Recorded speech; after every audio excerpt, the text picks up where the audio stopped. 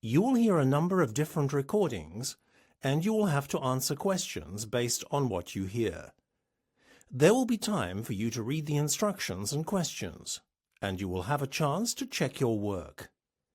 All the recordings will be played once only. The test is in 4 sections. At the end of the test, you will be given 10 minutes to transfer your answers to the answer sheet. Now turn to Section 1. Section 1. You will hear a woman talking to a man who works in a tourist information office. First, you have some time to look at questions 1 to 10.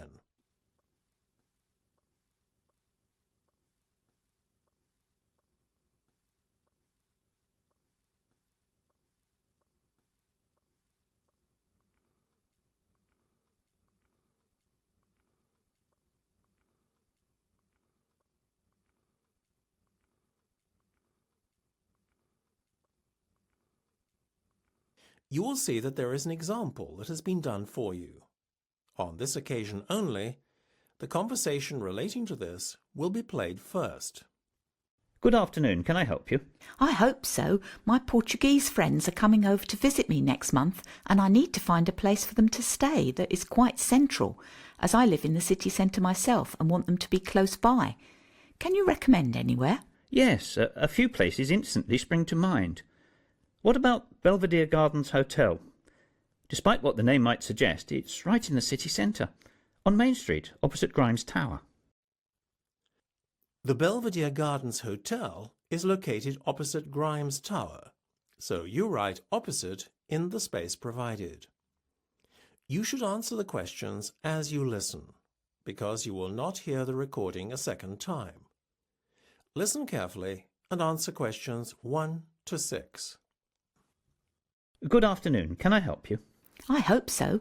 My Portuguese friends are coming over to visit me next month, and I need to find a place for them to stay that is quite central, as I live in the city centre myself and want them to be close by.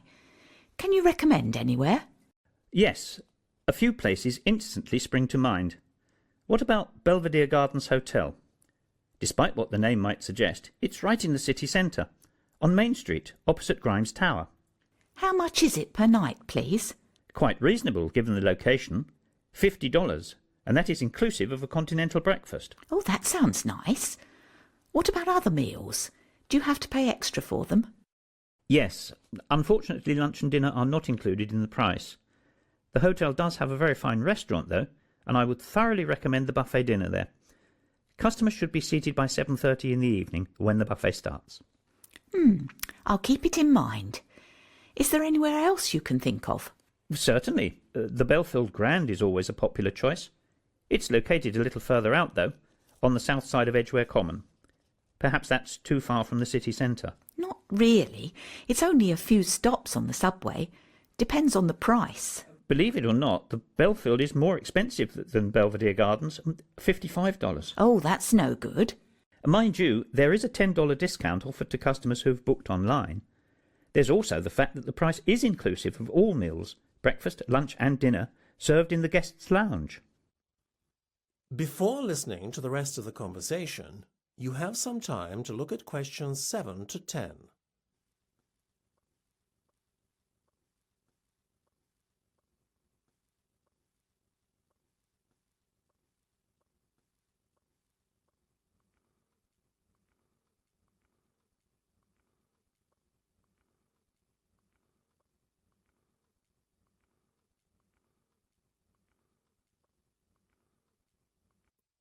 Now listen and answer questions 7 to 10.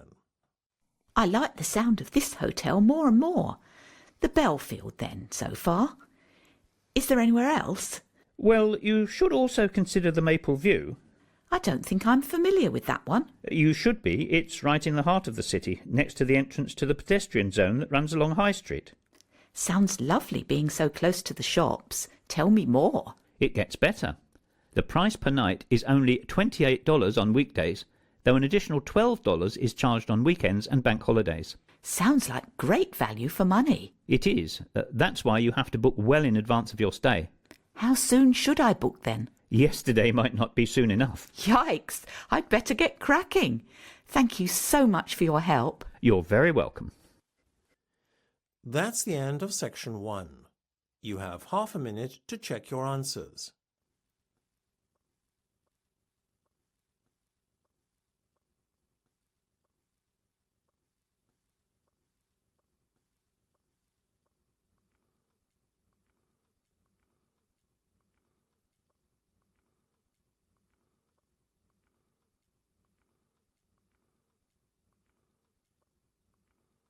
Now turn to section 2. Section 2. You will hear a tour leader talking to some tourists. First, you will have some time to look at questions 11 to 16.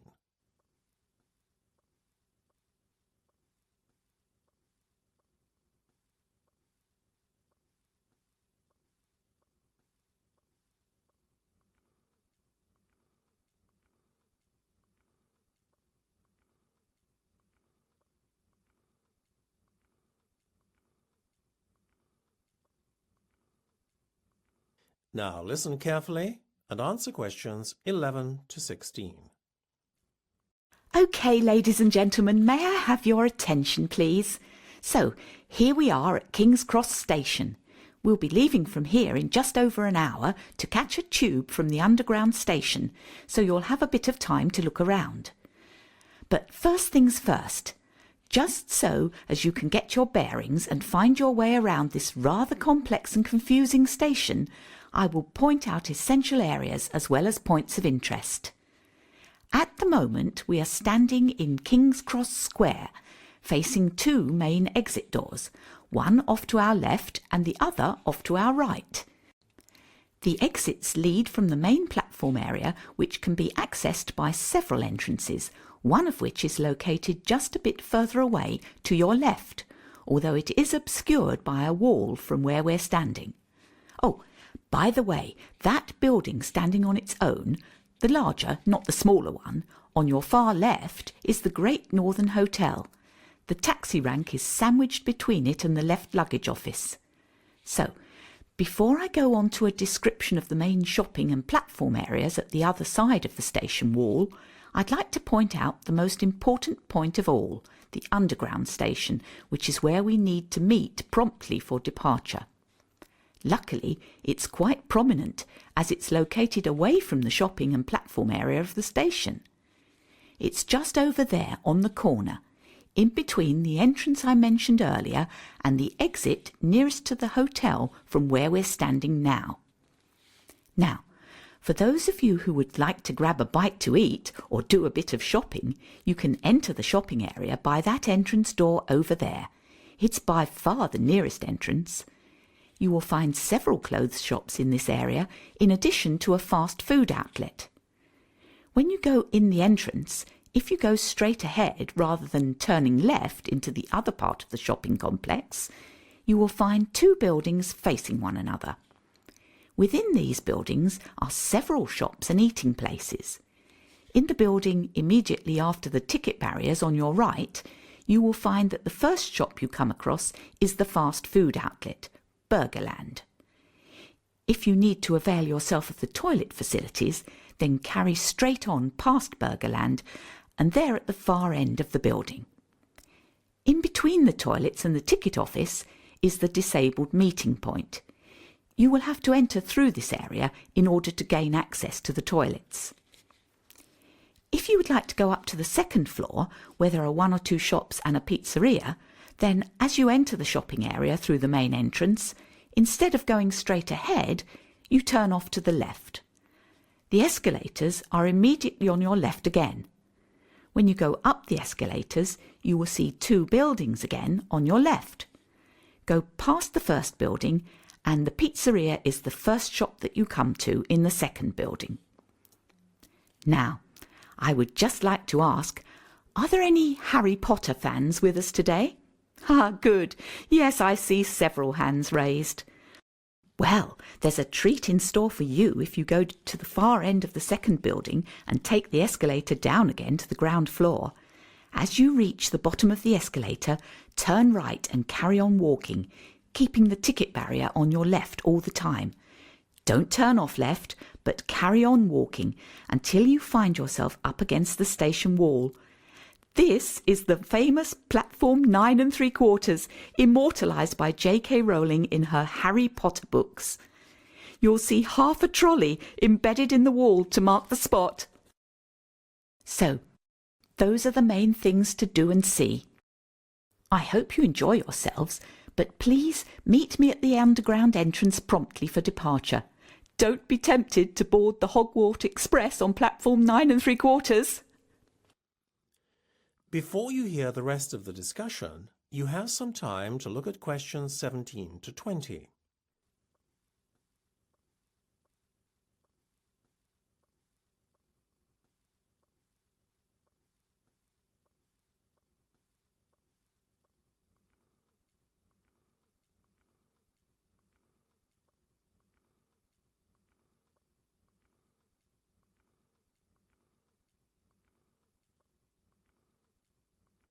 Now listen and answer questions 17 to 20. Good. Welcome back. I'm glad you were all punctual. As you know, we have a packed itinerary which will give you a taster of London's major landmarks. Before we enter the Underground, I would just like to give you some important information. Firstly, for those of you unfamiliar with the London Underground, you must retain your ticket throughout the journey, only surrendering the ticket at your final destination.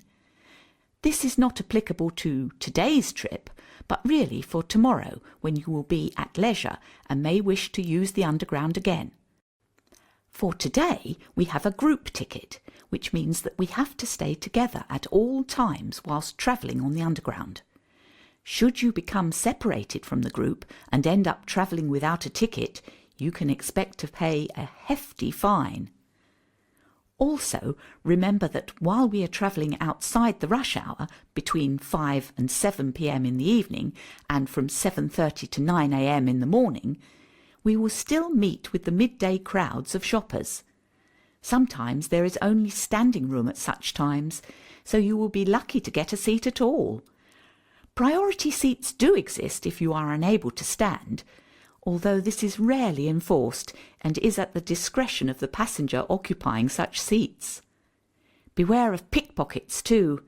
There are many opportunist thieves who prey on unsuspecting travellers. Obviously, keep your valuables tucked away, ensuring wallets, etc. are not visible. So, that's all for now. Let's get on with the tour. Follow me and please keep close to your group members to avoid getting separated. That's the end of section 2. You have half a minute to check your answers.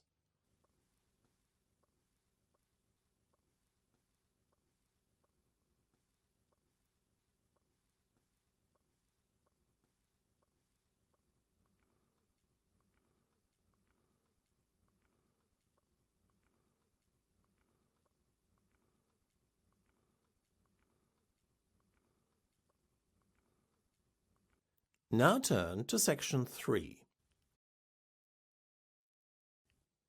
Section 3. You will hear a discussion between Steve and Melissa about their commerce course.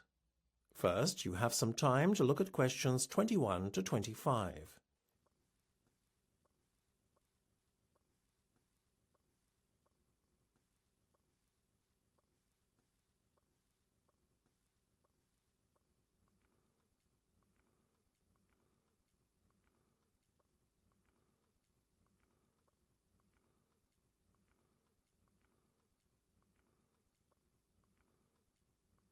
Now listen carefully and answer questions 21 to 25. Hey, Melissa, how's it going? Great! I'm really pleased to have the exams behind me.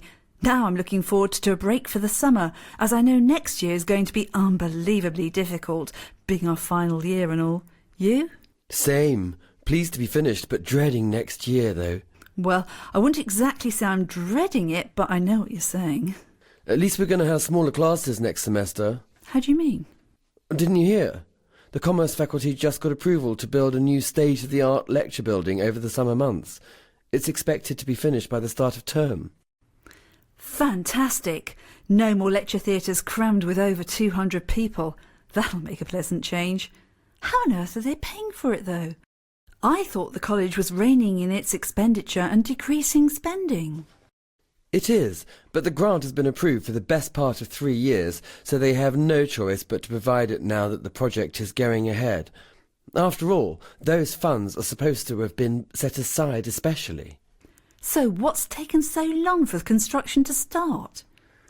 You see, the grant only covers 30% of the cost.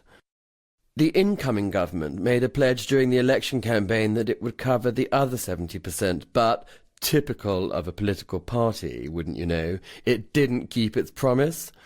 The College Donors Club, a group of wealthy alumni, stepped in to pledge 10% of the money needed, but the project really only got a kick-start when an anonymous donor pledged the rest. Very mysterious. Yeah, and apparently he demanded that certain changes be made to the plans before handing over the money. Like what? Well, you know the proposal to have a gym in the basement? Don't tell me that's been cancelled. Not at all. In fact, our anonymous donor friend insisted on it being twice the original size and on a relaxation room being added as well. You know, with games and stuff. Sweet. Are we still getting our new computer lab? There's always such an awful queue for the existing one. We are indeed, and next to it there's now going to be what they're calling the Software Zone, a place where students can access all the latest high-end software free of charge. Nice. Thank you very much, Mr. Donor. Everything else is staying, right? Lecture rooms, hardware zone, etc.? Yeah, the rest the same. Before you hear the rest of the discussion, you have some time to look at questions 26 to 30.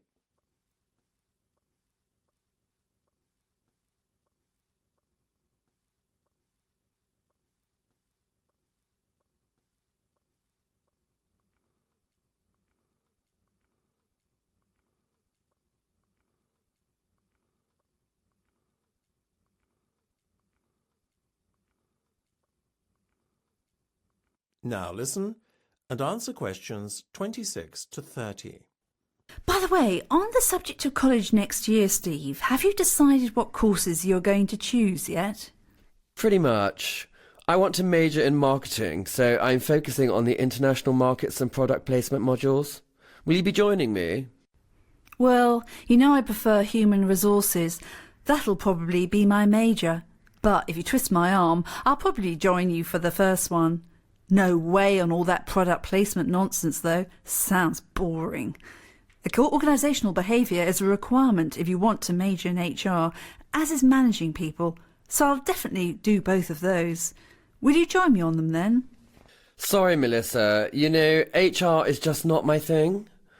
What about your optional modules? Do you feel like doing information systems with me? We all need to know a bit about the digital world after all. I'll get back to you. I haven't ruled out public relations either.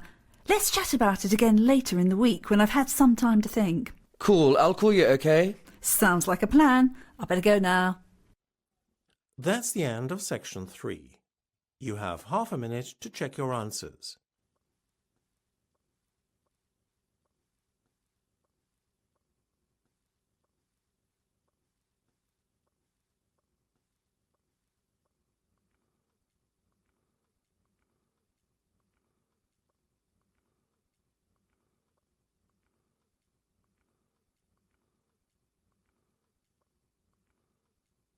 Now turn to section 4. Section 4.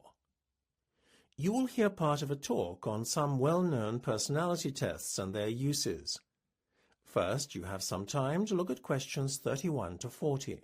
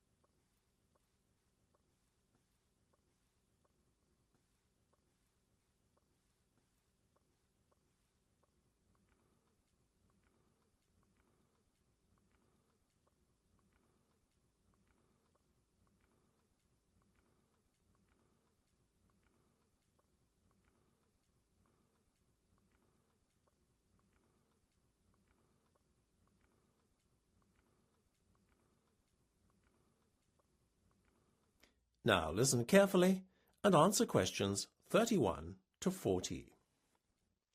I'm sure at some point in your lives you will have completed a personality test, whether for professional reasons or purely for fun. Such personality assessments are abundant. They pervade our everyday lives, since there is a fundamental human need to understand the motivation behind our own and others' behaviour. Learning how to assess personality permits greater understanding of the motivating factors affecting the way we communicate and cooperate with others, in addition to how we relate to others on a personal level.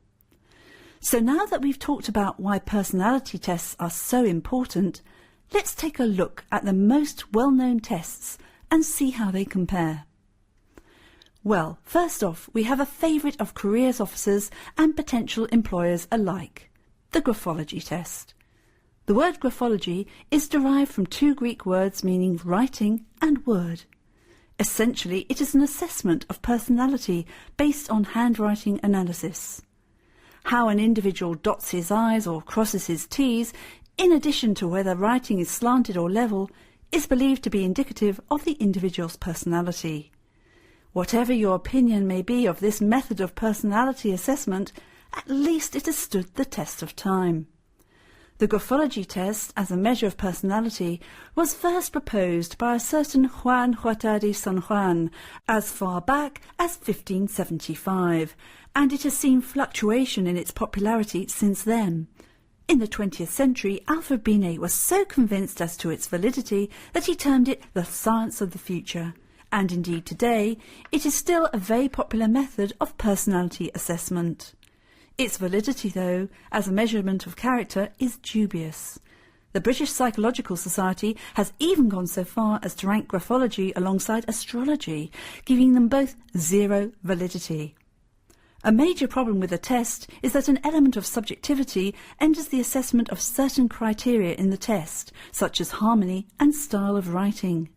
However, in its favour, the test is relatively quick and easy to administer. Next, let's look at the Rorschach or inkblot test, which is one of the better-known tools of psychological assessment.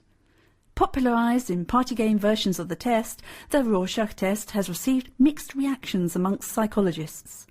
Whilst many dismiss the test as a pseudoscience, it is nevertheless used by prestigious mental health organisations such as the Tavistock Clinic as a valid tool for personality assessment. Admittedly, assessing someone's character based on their reactions to a series of inkblots on pieces of card might seem somewhat ludicrous. Whilst there is a tried and tested methodology behind the construction of the test and assessment of individual responses, the test is subject to cultural bias. The perception of the card's contents is liable to be biased by cultural factors, making the individual responses somewhat meaningless. So, moving on to a test that has similar features to the Rorschach test, let's look at the Lucia colour test. As with the former test, the Lucia colour test assesses an individual's subjective reaction to a series of cards. However, unlike the Rorschach, the Lucia test consists of a series of coloured cards that the individual has to rank in order of preference. How the individual ranks the different colours is believed to be indicative of their personality. While some believe the test to smack of pseudoscience and many question its validity, there is, however, a biological basis to the test, which makes it more of a convincing tool of psychological assessment than many other personality tests. Certainly, its use by psychologists and doctors, as well as authorities such as government agencies and universities to screen their candidates, would seem to be a strong argument for the validity of the test. A major plus to this test is that it is so accurate that it is even sensitive to mood change. Individuals, therefore, taking the same test at different periods of time will see a correlation between results and mood. Finally, I would like to refer to the TAT test, or the Thematic Apperception Test, to give it its full name. On the face of it, it is a very simplistic test. As with the Rorschach and Lucia tests, the individual is dealt a series of cards. However, on these cards are depicted a series of ambiguous scenes involving groups of people. The individual is required to make up a story about each, and the individual is then assessed based on the content of each story. Whilst the test is quick and simple to administer, critics of the test argue that there is a lack of standardisation of the cards and scoring systems, making comparisons between individuals problematic. This, therefore, undermines the validity of the test. Nevertheless, the TAT test is still used as a tool in fields as diverse as psychological research into occupation preference and partner selection and forensic examinations to evaluate crime suspects. It is therefore a matter of individual preference as to which test is used when employed for professional reasons. All these tests, though, have their benefits and their drawbacks. No one definitive test exists that provides 100% accuracy in assessing personality. That is the end of section 4. You now have half a minute to check your answers.